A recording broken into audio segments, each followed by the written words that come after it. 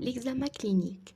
Il s'agit d'une étape très importante car elle établit le premier contact médecin-malade, devant aboutir à l'amorce de rapports de confiance. Elle a pour but de dépister les signes objectifs de la maladie. Cette étape fait appel principalement à l'inspection et à la palpation, la face étant constituée de deux versants, l'un externe, la face proprement dite, et l'autre interne, la cavité buccale. Il est classiquement de diviser cet examen en deux temps, l'un exobuccal et l'autre endobuccal. Tout d'abord, le sujet est installé confortablement et rassuré, il convient de disposer d'un éclairage de bonne qualité et d'instrumentation adaptée telles que les précelles, les sondes et les miroirs.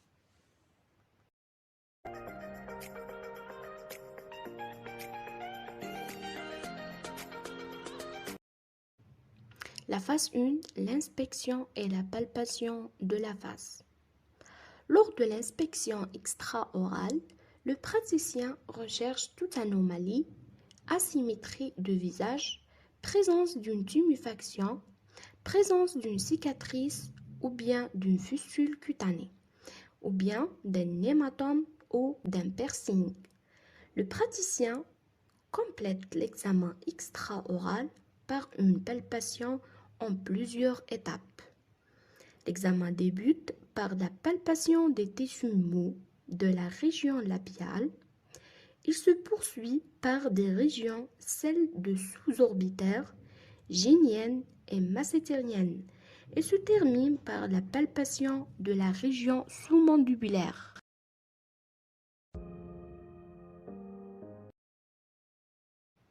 Palpation des aires ganglionnaires.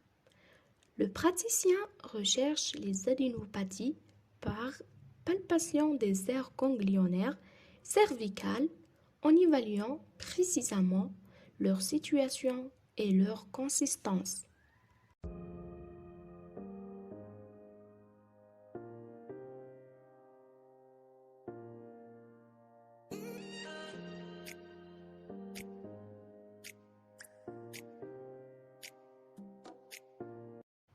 Palpation des ATM.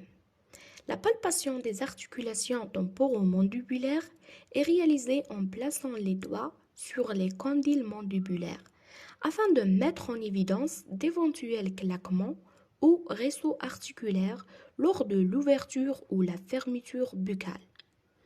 Le praticien évalue l'ouverture buccale du patient et son éventuelle limitation, signant un trismus pouvant avoir pour origine un processus infectieux. L'ouverture buccale est comparée avec la laxité ligamentaire des doigts de la main. L'examen intraoral. Phase 1, examen des muqueuses. Le praticien réalise en premier lieu l'examen de toutes les muqueuses buccales. Il inspecte les muqueuses labiales et les muqueuses jugales. Puis, à l'aide d'une compresse, le praticien réalise une traction de la langue pour examiner les faces dorsales et ventrales. Le plancher lingual sera également minutieusement observé. Il complète l'examen par l'inspection de la muqueuse palatine. Cet examen, c'est une obligation médico-légale pour tout chirurgien dentiste. Seront les majeurs dans le dépistage précoce des processus néoplasiques de la cavité buccale. Le caractère urgent d'une consultation pour douleur d'origine endodontique ne franchit pas le praticien de cette obligation. L'examen des dents. Lors de l'inspection des dents, le praticien dit à son assistante les obturations coronaires présentes et les lésions dentaires observées. Par exemple, les lésions carieuses, les lésions cervicales des ures, les facettes des ures, les fêlures amilaires, les déplacements ainsi que les versions. Toutes les faces de toutes les dents de tous les secteurs seront examinées. Ces observations permettant de poser l'hypothèse du diagnostic étiologique de la pathologie endodontique. Les percussions axiales et transversales testent la santé du parodonte périapical. Une réponse positive s'observe en cas d'une desmodontite simple due au trauma occlusal ou à l'évolution d'une pathologie pulpaire s'étendant vers les structures périapicales. Le praticien pratiquera le test sur un groupe des dents dont la dent supposée causale. La réponse à ce test est consignée dans le dossier du patient.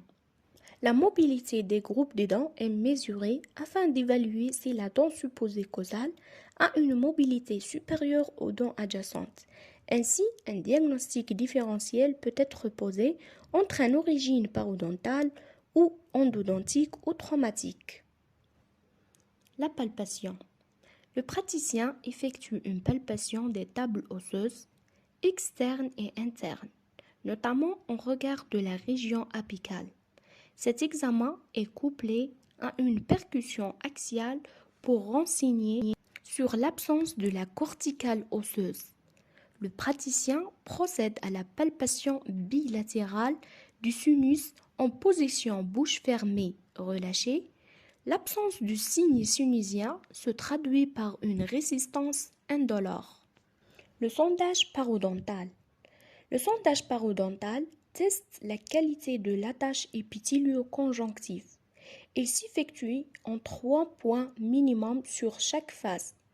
Un sondage ponctuel profond peut signer la présence d'une fêlure ou d'une fistule desmodontale. Il est complété par un sondage continu de contour externe de la dent pour renseigner sur l'anatomie radiculaire. Les récisions sont également mesurées. Test thermique de sensibilité pulpaire. Les tests thermiques ont pour but de reproduire la douleur ressentie par le patient et permettent d'identifier la dent causale et de tester la vitalité pulpaire afin d'établir le diagnostic pulpaire. Le test thermique au froid peut être pratiqué à l'aide d'un spray réfrigérant ou d'un bâtonnier de glace. Plusieurs dents sont testées. La dent supposée causale n'est pas testée en premier. La dent contralatérale également testée sert de comparatif. Le délai de la réponse, son intensité et sa rémanence sont des éléments déterminants du diagnostic. Le test thermique au chaud peut être réalisé à l'aide du gutta-perca. Le test à l'eau chaude est réalisé après avoir isolé la dent par une digue. Il permet d'identifier les douleurs d'infiltration provoquées par les liquides chauds sous une restauration étanche ou les dents présentant des fêlures. La sensibilité pulpaire peut être également évaluée par un test électrique. La notion d'intensité seuil d'un déclenchement de la douleur permet d'apprécier les variations de la santé au cours d'une surveillance endodontique. En cas d'une nécrose, la pulpe réagira avec une intensité augmentée, puis ne réagira plus lors d'un processus d'une nécrose complète. Dans le cas d'une dent traumatisée, la pulpe peut parfois s'édérer les premiers jours, pourra de nouveau réagir à une intensité de plus en plus faible. Bien que peu appliquée en pratique courante, la vascularisation pulpaire pourra être évaluée par un Doppler. Le test de morsure sera notamment effectué en cas de douleur à la pression et à la mastication.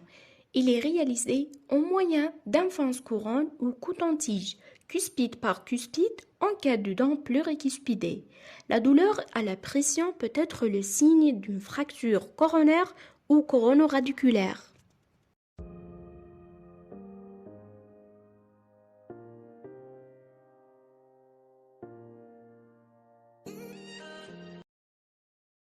L'occlusion statique et dynamique du patient seront testées afin de mettre en évidence son schéma occlusal et de diagnostiquer d'éventuelles interférences, prématurité occlusale, une parafonction.